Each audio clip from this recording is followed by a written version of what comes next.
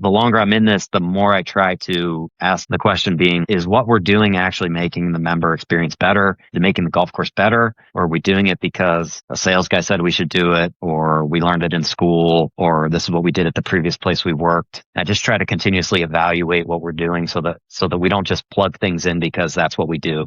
Like, I want to make sure we can justify all the money we spend and all the labor we spend, and just make sure that I can honestly answer that question, is what we're doing making the golf course better? Welcome to Leadership on the Links, the podcast that showcases innovators in golf course management and the issues they face. I'm your host, Tyler Bloom. In Leadership on the Links, you hear the stories of people shaping the industry from their first swing to their dream match. You feel like you're on the course playing with your most inspiring colleagues, having great conversations, digging into insights and sharing a few laughs. Our industry is changing. As a leader, you need to keep up on everything from trends to technology to best practices. Together, we'll continue to build world-class clubs and teams. Let's get to it. Enjoy.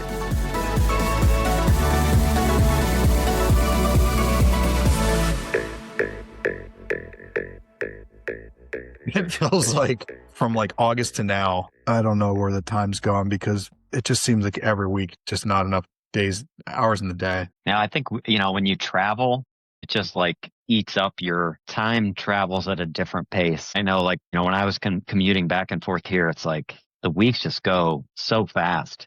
You spend 2 days in an airport, 2 different times, and then next thing you know, it's like Saturday. Yeah, we were talking about our kind of what we have already in the existing business. And it's only the first week of October. And usually you start thinking about, man, like we still have 2 more months of potentially picking up more searches. And then we're all like, we need to wrap up with what we're doing by the second week of December. And then you start thinking like the second week of December, like, holy cow, we're already into Christmas. Cause we know pretty much once you hit the holidays, you're not going to get any movement. Employers are disengaged. They want to go take time off. Everybody's disengaged. And it's like that. So like every quarter there's like a week or two somewhere in that quarter that people disengage. So like Q1 next year will be the national conference. That week, pretty much just might as well wipe that away. Yeah. No one's interested. You start to get that around like late June, Q3, first week or two of July. Nobody engages, so it's an interesting cycle. But anyways. Well, it's like the Memorial Day holiday. Like you lose like a week for that. Same thing with 4th of July. Same thing with Labor Day. And it involves not just the holiday, but like, kids going back to school or ending school, family vacations, all that kind of stuff. Yeah. So anyways, thanks for coming on the podcast. I appreciate your time. You've had a fun summer and a busy schedule, and appreciate you making some time for a little TV and our audience. Yeah, my pleasure. Happy to be here. Thanks for having me. Yeah. Who would have thought roughly, let's see now, 2008. So 16 years ago that one day you'd be sitting on getting interviewed by me on a podcast. Not I can tell you that much. We joke about it, but I think when I was out there, at the tournament, you made probably one of the funniest statements like, yeah, Tyler can speak with 4 syllables now.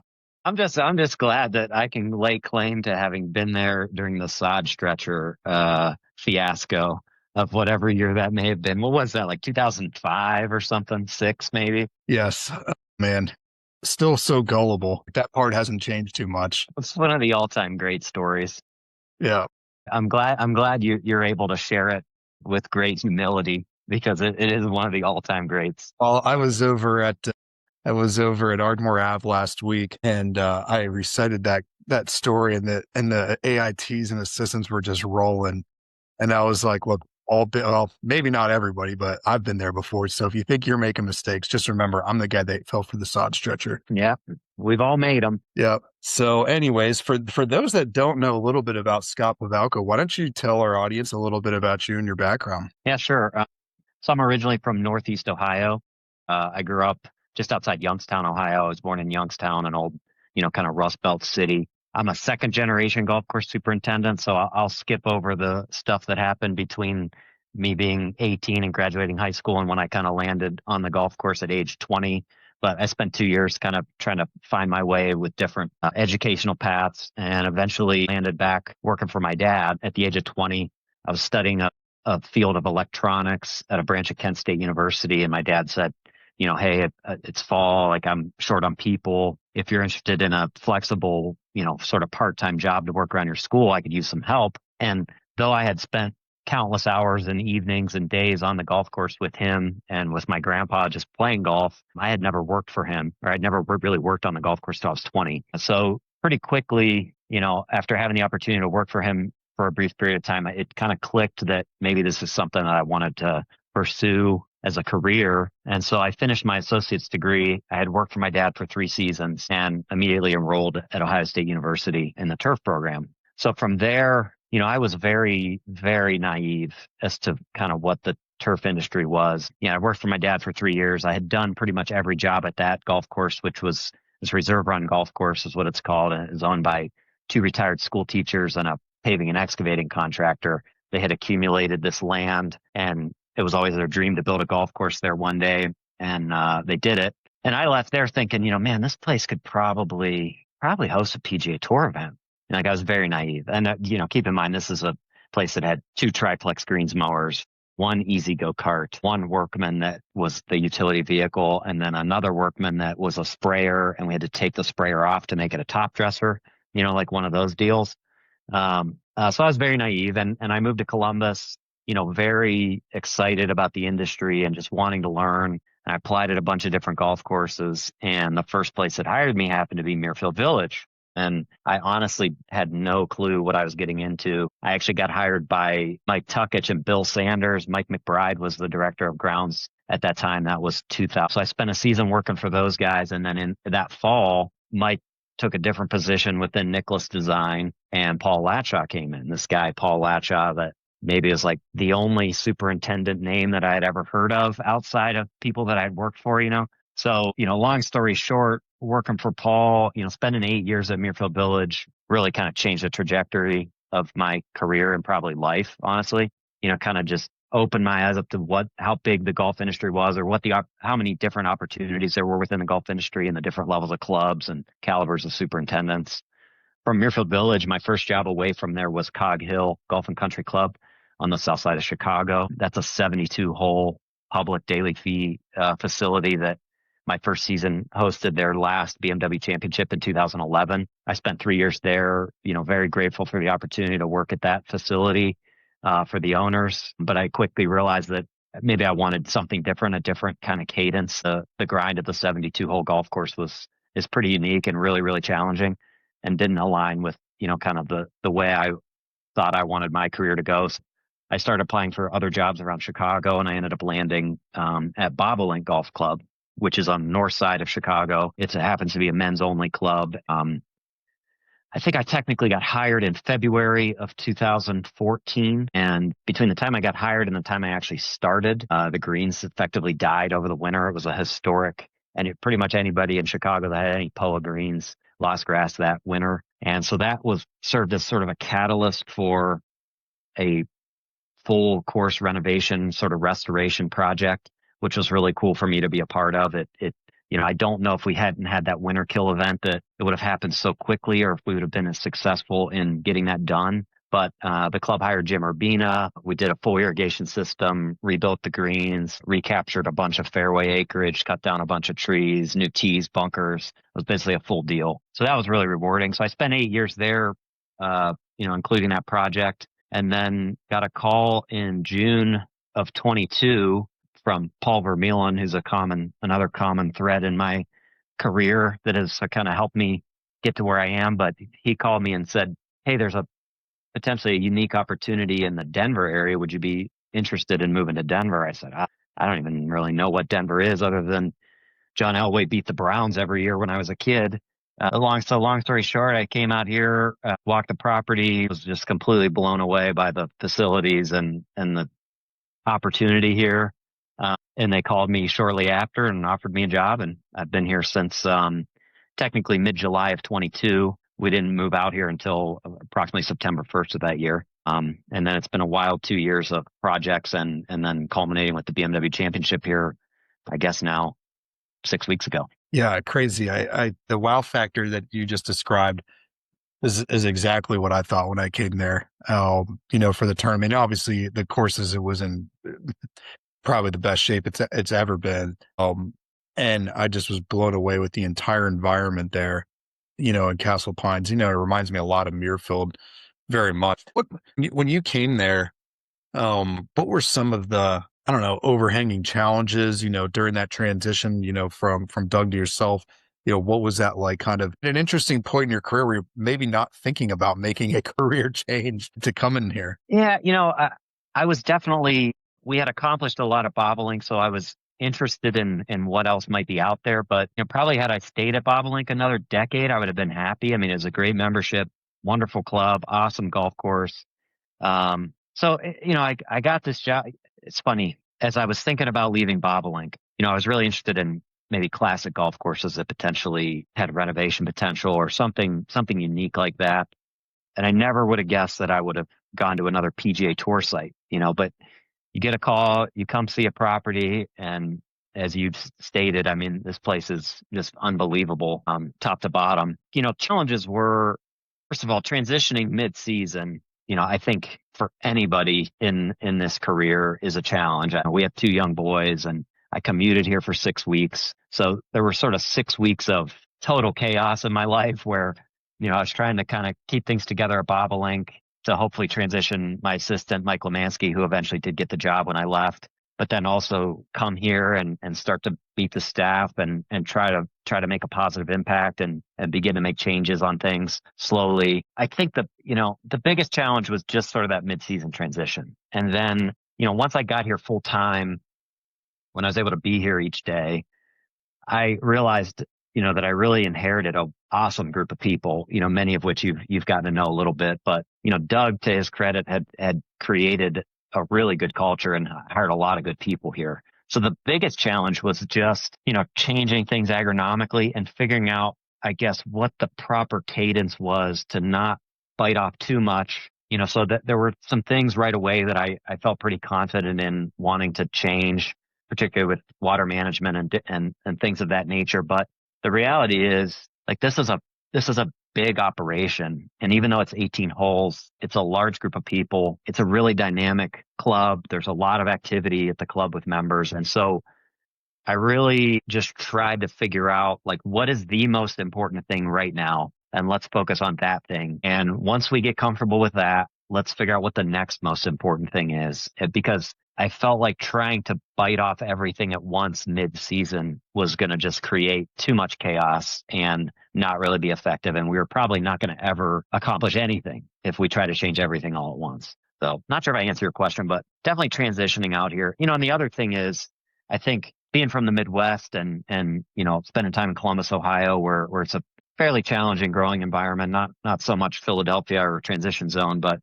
summers are pretty rough. I think there's a general notion that, coming out west where you don't have humidity and you have cool nights is probably a pretty easy place to grow grass. And I learned really quickly after the first winter that the summers are different and they're demanding in the sense that you're always watering because you're so dry, but the winters and shoulder seasons are brutal here. I mean, just about everybody loses some grass every winter here because of the temperature swings and the really dry environment. So really, we came out of the first winter of me managing this place really rough. And a lot of it, I think, are probably mistakes that I made leading in, kind of treating things like it was the Midwest, where you can you get to October, November, and you kind of let things go.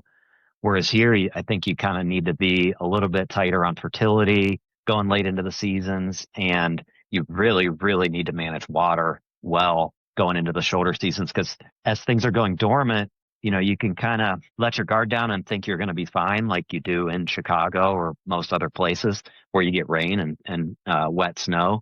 But here you can be going dormant, but then also be kind of drying out at the same time.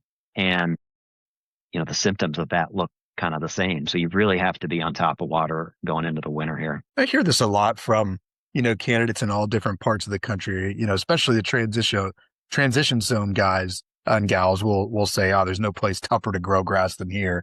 And then I go to Southeast Florida and I'll hear them say, hey, it's the hardest place to work. If you can do it here, you can do it anywhere. And I'm just kind of curious, like, over your time in the industry, is there a region of the country that is harder than the others? And what kind of skills do you think you've developed to be able to adapt to different, geographic locations, climate as well? I mean, full disclosure, I haven't worked in California, coastal. I haven't worked with warm season grasses, but what I would tell you is I don't think there's any region that's easy to grow grass. I think everybody has unique challenges, right? Let's say in Southern California, you just have the wear and tear. Maybe you don't have temperature extremes, but you've got consistent temperatures. You've got golf all year. So just dealing with that and figuring out, how to keep grass on your property, talking with Rich, who used to be at Torrey Pines, some of the challenges there with all the play. And I just think everybody has challenges. So for me, the take home is, what I really said to myself when I got this job and started to transition was, I'm not going to take anything for granted that what I was doing in Chicago is going to directly apply here. I tried to really just take a step back, study what the guys were doing here from kind of Doug's routine, Doug had spent his whole career here in Denver, try to learn from what they're doing, ask a lot of questions, and then just try to make those incremental changes. And, in reality, it's probably all the same. It's the fundamentals of water, water on, water off. It's, your fertility practices, but it's really just, I think, trying to learn the nuances of each region. I can, a perfect example, like I came in, we're putting together our agronomic program together for my first full season, which had been 23. And one of our guys who just left to get his head superintendent job at Greeley Country Club, Brandon Wolson, he had been at Castle Pines for a few years, and he grew up in Denver, basically spent his whole career here and in the mountains all around the Front Range of Denver. And I wanted to go in and do this one and done like we do in Chicago with, dimension and a celloprint in the rough.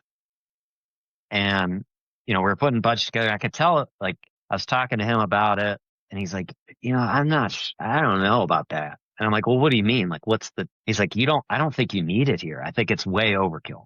You could do it, but, I've worked here my whole life. Crabgrass is really not an issue except for a few select areas. So to spend all that money to put crabgrass control down is probably not a good use of funds. And then, we don't really see grubs here. We don't see grub damage in the rough in the fall. It's not like the Midwest where you have skunks and raccoons digging every fall if you don't treat areas. He said it's just not something that happens here because of the climate. So, that was an instance where I just tried to listen to people that knew more than me about this region. Even though I had a lot of success using that product for many years, maybe it just didn't make sense here. We probably saved 20 grand because we didn't do it. So I think it's just listening and being willing to learn. Not everything's the same, but the fundamentals are. So funny you talk about that. And I think of some of our more recent superintendent search processes and a lot of times working with maybe first time superintendents and, they're excited, they're motivated. They just got their first gig. They kind of overcame that biggest barrier when they get the job. It's like, hey, I want to put my stamp on it. And quite consequently, they end up stubbing their toes a little bit.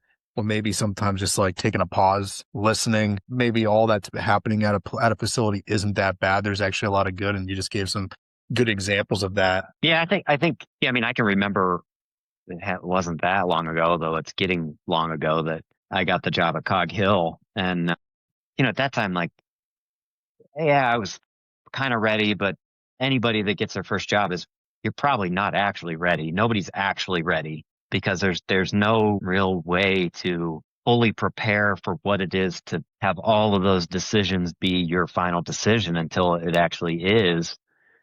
And so, I got to Cog Hill, and the greens on the championship course were very similar to Muirfield Village, and if there was the same grass types, they were USGA greens. So, because honestly, I was afraid to try anything different. I just tried to slide programs over initially. And then it wasn't really, it was just try not to kill anything. It's kind of the goal is just 100% grass coverage. Don't make mistakes, get better at managing people and just try to find your way of how you're going to be a head superintendent. And then as I progressed and as I got more comfortable and now on my third head job, you just start to develop more of a comfort level to try to do less or to experiment a little bit more. And you figure out where you can, at least for me, I figured out where I can sort of take very, very calculated risks. And it's not like we're out there, spraying things off label or anything like that, but where we can, test things and try to figure out what we actually need to do versus what we think we need to do. Sometimes less is more. And, I don't know. The longer I'm in this, the more I try to ask the question is what it is. The question being, is what we're doing actually making the member experience better? Is it making the golf course better? Or are we doing it because a sales guy said we should do it, or we learned it in school, or this is what we did at the previous place we worked? I just try to continuously evaluate what we're doing so that we don't just plug things in because that's what we do. Like, I want to make sure we can justify all the money we spend and all the labor we spend, and just make sure that I can honestly answer that question, is what we're doing making the golf course better? Funny you say that. And I was thinking about, some of the facilities that you've been at. You named off Muirfield Village, Lake, Cog Hill. And I think from an outsider's perspective could say, well, what more could you do? Castle Pines, what more could you do to make it better? Where did that sort of philosophy come from for you? Well, I gotta give a lot of credit to Paul B. and that the like never ending pursuit for the unrealistic goal of perfection. But in my youth, at least, I was like a very competitive, though not a great athlete, but very, very competitive. Like, I just hated that feeling of losing, or I always wanted to try to feel like I was striving to be better than everybody, probably to a detriment at some points in my life where I didn't develop relationships, or I kind of saw things in a way that weren't really contributing to the whole as effectively as I could have been. But, working for Paul, the level of expectation was almost unattainable. And so it kind of drove us to just always find ways to get better. I mean, when you've spent time around Paul,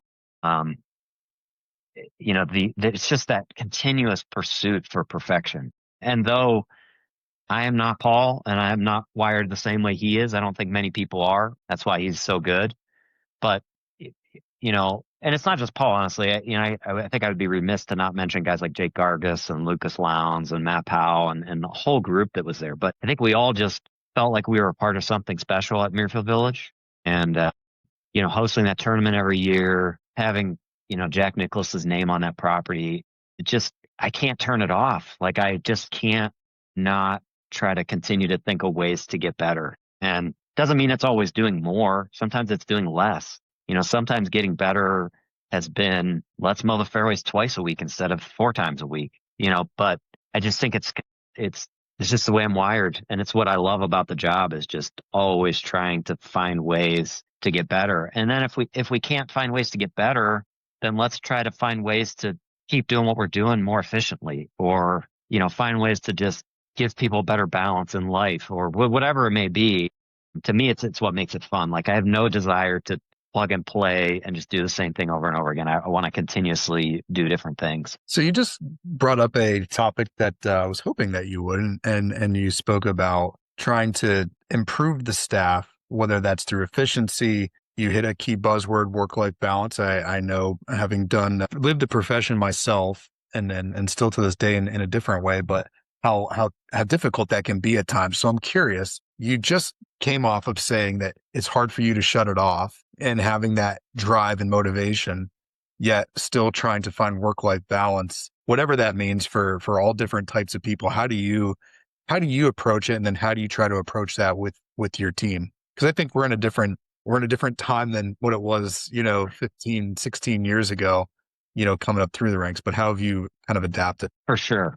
Well, for me, I'll be the first to say, like, I left Muirfield Village after 8 years and I was burnt out. I mean, we worked a lot, and, it is what it is. Like, we had a lot of goals. You think, rarely did I ever feel, if ever, that we were just there spinning our wheels. There was always some goal identified, whether it be, trying to firm up the greens by aerifying and injecting, angular sand 4 times a year, whatever it may be. But I was really burnt out, and the cadence and the demand there was, it was heavily focused on the work part of it, which is great because I learned a lot. But when I left, I kind of said to myself, I am going to establish some boundary as to what my life would be. Like, I cannot be a 7-day-a-week superintendent. Not that I'm not engaged when I'm not at work, I'm like always available, but I have to find a day to not be there, because just the way my brain is wired, like, I'm great for 6 days and I'm good for that 7th day. But then when it rolls over into that next week, like I really start to struggle mentally. And that's when I am not as effective as I should be. I'm not thinking clearly. I get a little irritable. And so I started Cog Hill and I said, I'm going to take every Sunday off. Like that's going to be the way I'm going to start this to see if that makes sense. And that for me has kind of, that's kind of what my balance is. Now, we work some big time hours here, particularly with the hand watering, and I'll talk about, kind of how we structure our staff. But I'm not saying that what I do should be applied to everybody. It's just what I've found that allows me enough time to recover mentally, to be effective at work, but also be with my family. I have two young boys that are going to be 3 and 5 here, and spend enough time with them that I'm a present parent, and then be with my wife enough to do the same, and also balance the responsibilities that she takes on with taking care of the kids and whatnot. And I pick them up every night from school, and I'm home for dinner almost every night. Rarely am I not, and it's usually just because of a function here or some demand of the job that I can't really avoid, or that I don't want to avoid. But I try to be home for dinner every night, and I take Sunday off. And that's kind of my balance. For our staff, one of the things I quickly realized out here is that because the climate is so dry, and just to put it in perspective, I think I took a screenshot and sent it to a couple people this weekend. It was 86 degrees and 8% humidity. So, you just do the math. Like, it is really dry, and it's October already. I think we averaged 12 to 15 inches of rain, and the atmosphere is very thin. We water 52 weeks a year, essentially. If we're not snow covered, we have to water in the winter. We have a frost-free irrigation line. So I recognized early on that I needed to come up with something better than the every other weekend routine, because people are not going to make it. Like, it's way too demanding here in the summer. So I kind of came up with this 3-team concept where we break the turf guys and those that are willing to commit to it into 3 groups, and they rotate through 3 responsibilities. One of them being water management, which is the longest week and the most demanding week, and the week that you carry over into your weekend. Then from watering, you transition to running the crew for a week. And then when you're not doing either of those, you're on agronomy, which is like spraying and, just kind of helping out whatever's needed. So, I think as we've kind of debriefed from the tournament here, we are still, I think it's more successful than if we were working every other weekend, but it was a really, really demanding year. And I know a lot of guys here are tired, and it's remained hot. We just had the hottest September on record. Like, it's not letting up, and we just can't shut it off. Like, we can't stop hand watering. We can't stop being here late because it's just so dry, and bunker faces won't live. So, we do this 3-team rotation, but I just recognize that we're not there yet, and we need to keep figuring out how to. It's probably been the question I've asked everybody the most, is like, how do we get away from 80 to 90 hour weeks of hand watering? How can we do it? What are your ideas? We've talked about drip line irrigation. We've talked about tweaking wetting agent programs and those types of things. But I just think it's a constant focus, and it's really tough out here in those long days in the summer. I was going to ask you, and I appreciate that thorough response. What was, I guess, 2 questions is, why do you feel the team stepped up to the challenge for the BMW? And then number 2, what was your biggest, takeaway, or one of your biggest key highlights of doing this? For you personally, not just the team. No, I think, as far as the team, you were here for a couple days. These guys and girls, mostly guys on the golf course side, but girls on the horticulture side, it was a remarkable effort put forth all season. I haven't looked at the numbers, but the summer was really hot and really dry.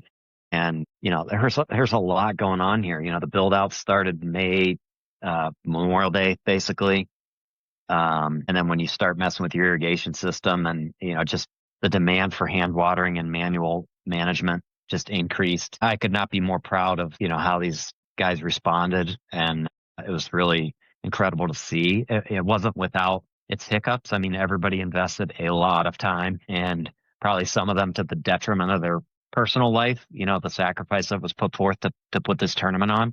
And it happens every week, every golf course that's having a tournament, people are sacrificing, right? But what was really cool for me, asked me what my biggest takeaway was. When I started here, I was the only guy that had hosted a tournament. So, a lot of our team had gotten out to volunteer, and that is valuable experience. But until you actually do it, you don't really know what you're getting into. So we kind of set this goal that I wanted people to come here and not feel like it was a one-off and not feel like it was the first time that we had hosted a tournament, and to watch, Trevor and Brandon, JC, Trav, Conrad, Carson, Kip, all these guys respond and, accept the challenge, be good hosts to the volunteers, set aside any maybe personal things that were going on with other crew members or, different conflicts that arise when you work that much together, and just put on a good event where I think the volunteer experience was great. I think hopefully, unless they're lying to me, our staff had a good time, and actually enjoyed it a little bit.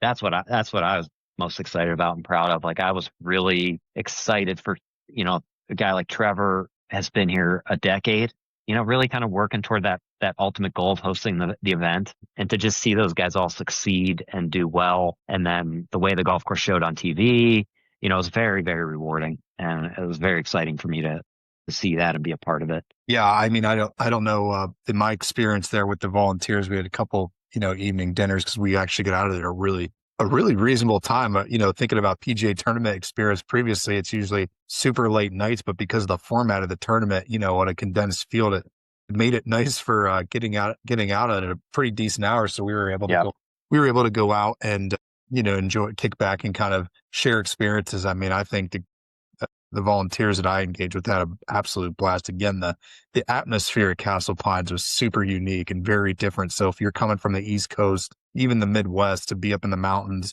and in that community is just super, super special. One other really random fact. So you also follow in the footsteps of another industry icon at Castle Pines, Mr. Armin Sooney.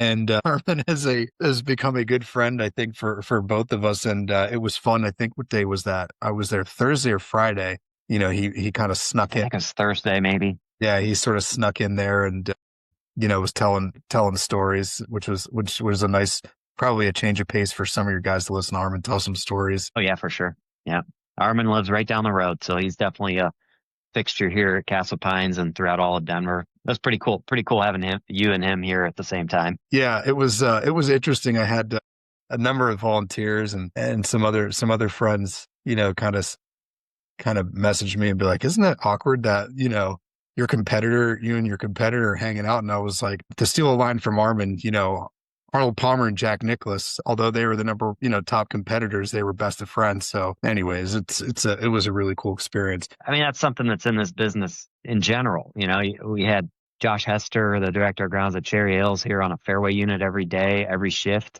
I mean, you could say we are competing, but it's really not. We all face the same challenge. I think that's what's so unique about the industry is everybody gets humbled by Mother Nature at some point. So there's a lot of humility typically among our group, and whether it's on the sales side or what you do or the superintendent side, like we all are, in some way connected by this industry, which can be quite challenging given the nature of the beast. This was kind of an offshoot to that. So like throughout your kind of, professional journey, leadership journey, you've obviously been able to network and build relationships all across the country. I always find, and this is a plug for you, is anywhere I go and people ask me, who do you feel has been one of the most, who's been one of the best superintendents you've gotten to engage with? And I always kind of mention you as one of those top people. And the reason is because you're a humble person in general, and anybody I talk to that knows you, all not to kiss your butt, but everybody that knows you says the same thing, just like genuinely good guy, easy to get along with, helpful, things of that nature. I mean, that's part of who you are. I think that's why people enjoy getting to work for you. Oh, thank you. Because that's not an easy thing, and a very sometimes can be an egotistical kind of environment.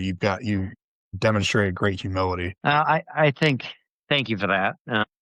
I think it started with my dad.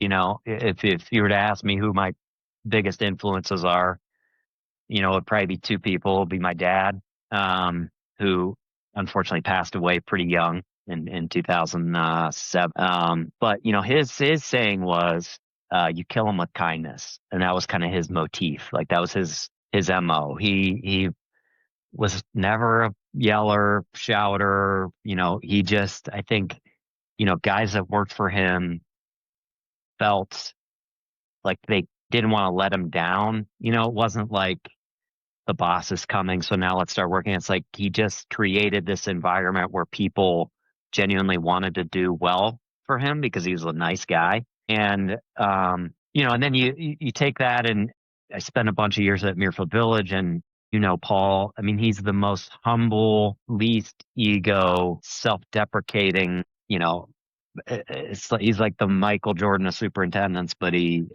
doesn't think anything's good. So I just think, part of it is just my upbringing and the way my dad taught me to be. But then also, I remember Paul said something to me sometime when I was working at Muirfield Village, and it was something to the effect that I forget what the context was, but somehow we were maybe talking about another golf course or something along those lines, or maybe he was talking with someone that was about to leave for the first superintendent job. And he referenced his father and, the places he had been, and he had always kind of taken over for somebody. Awesome. Well, after technical difficulty, let's move in to my favorite. It happens. Yes, of course. And there's always something with me. Not much has changed. Let's move into my favorite segment called Chip Shots and try to have a little bit more lighthearted conversation than some of this little deeper context. So if you had to pick a favorite foursome, who would it be with and where would it be at? Yeah, I've listened enough to your podcast that I had to think about this one. For me, I referenced it a little bit earlier, but, lost my dad pretty young. So, if we can go into fantasy land, it would definitely be with him, probably my grandpa and my two boys. So I'm going to make it a fivesome. That would be pretty special. And as far as the location, it would be whatever golf course I'm currently employed, because I know I had the opportunity to play golf with my dad once at Muirfield Village, and that was one of the most special rounds of golf I ever played. So I'd love to do that again. What's in the bag? What are you playing? The set of clubs and golf balls. Are you that good that you can pick your golf balls? Whatever the head professional plays, because I usually get them for free. It happens to be Titleist here. Bobolink was tailor-made, so very not picky on that at all. I don't play nearly as much golf as I would like to, or would maybe if I didn't have kids. But I've got a set of tailor-made, I think M3s. I've got an old wedge that's probably 15 years old, and a hybrid that I think I might have bought at Muirfield Village from Larry Dornish, and a 3-wood that the head pro bobolink gave me. So it's a little bit of a mismatch of clubs, but it's definitely in a carry bag. That would be the big thing for me, is though Castle Pines is not really conducive to walking, my favorite rounds of golf tend to be when I can throw the bag on my shoulder and go out and play that way. All the courses you've worked out, what's your favorite hole and where at? Man, that is a tough one. That is almost impossible. It's like asking me what my favorite child is of my two boys. I'm gonna say my favorite hole. I'm gonna do a little cop out. My favorite hole at Castle Pines, I think, is number 5, and I like it because it's a par 4. Kind of you start climbing back up the hill. What I like about it is that there's some ground game available to you. The slope coming off the left side kind of allows you to run it up to the green. And I think, Mr. Nicholas did a nice job of incorporating kind of that landform into the hole, which is really the style of golf that I like. Also, the reason is one of the best views on the golf course that you're often miss is standing on top of the hill behind the 5th green and looking back at the Front Range Mountains. So that would be the one for Castle Pines. Bobolink, and a lot of great green compounds at Bobolink. I think number 6 is just a great hole there. It's a par 5, and the green is very severe. And often, members would putt off the green as a back to front slope. You'd putt off the green into the bunkers around the left side of the green. Muirfield Village, boy, it's hard to beat number 12, the famous par 3 that I have a picture hanging in my office. You think about over the years, the flowers on the hillside at the tee, which is now, I think, changed to the logo, but I don't know that there's a much more picturesque hole in golf. And I'll stop there. A lot of great holes at Cog Hill too, but I don't want to keep going. All right. Now you said it was like picking your favorite child. I've got one that might top it. All right. Favorite Chicago superintendent between this, and we're going to step back to the time that you're there. So you've got to choose between Brian Palmer, Scott Bordner, or We know where this one's going. Where does James? Which one's your favorite and why? Well, I'll say for his philanthropy, it's Scott Bordner. For the sheer comic relief, it's Curtis James. And for a golf buddies trip, it's Brian Palmer. So is that a cop out or what? Well, you could see CJ in for a golf trip too. You know That's true. That's true too. But Brian and I get together. I'm lucky enough that he gets invited to the Renaissance Cup, and he invites me to the Renaissance Cup as his partner. So last year we spent a week at Sand Valley and the surrounding areas. This year we're going to Pinehurst here in November. So we got another good week of golf coming up there. That's when I play probably 95% of my golf this 1 week when Brian flies across the world. There you go. Love it. That's awesome. Mr. CJ. Yeah, that was that was a funny call. That's a whole different. That's a. Yeah, he could be roasted and roast all of us probably. Awesome. Well, I appreciate you jumping on. Where can people find you? If they want to connect with you, and obviously shout out to anybody that is looking for internship opportunities or to come out to Castle Pines. I highly recommend it. Just like I said, one of the more unique golf courses, club environments I've been involved with, and the team too. Just really, really, really awesome quality of people. I've quoted this on one of my other podcasts. It has to be one of the more unique, diverse structures that I've seen from an operations standpoint. So, the team gets involved with a lot of different facets of, golf course maintenance. Yeah, thanks. As far as where to find me, LinkedIn is probably the most up-to-date profile that exists of me on the internet. I'm not a big social media guy, partially because every place I seem to work has a no social media type policy, but I try to keep the LinkedIn profile pretty up to date. We will be kind of getting our internship post out there for the coming season. We're working on updating that and really, trying to continue to improve that program and give kids a first in class experience, which we fell short on a few things this year with the tournament and the demands that had, but we got a lot of cool things, I think, on tap to try to keep that a good program, including involvement with you, Tyler, and which has been a great asset, I think, to that program. So I'm out there sparingly, but thanks for having me on. It's been a lot of fun. I appreciate you jumping on and bearing with some of our little technical glitch. Yeah, no worries. Thanks for tuning in to this episode of Leadership on the Links. For more leadership insights and industry expertise, connect with us at bloomgolfpartners.com or follow us on social media sites LinkedIn and Instagram. If you enjoyed this episode of Leadership on the Links, we'd be thrilled if you'd leave a review or share it with someone who you know would get some value. Don't forget to subscribe on Apple Podcasts or Spotify to stay updated. Thanks for joining us today.